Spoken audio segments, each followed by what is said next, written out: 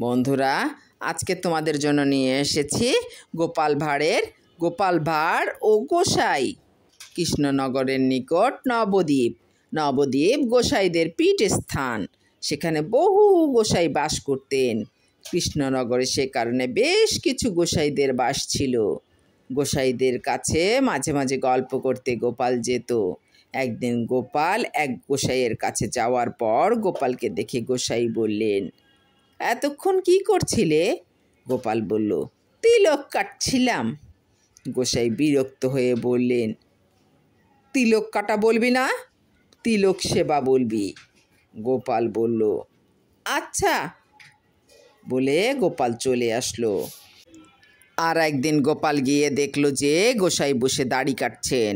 গোপাল বলল, গোসাই ঠাকুরের দাড়ি সেবাতেই দিন চলে গেল। বৈষ্ণবী সেবা তিলক সেবা কখন হবে?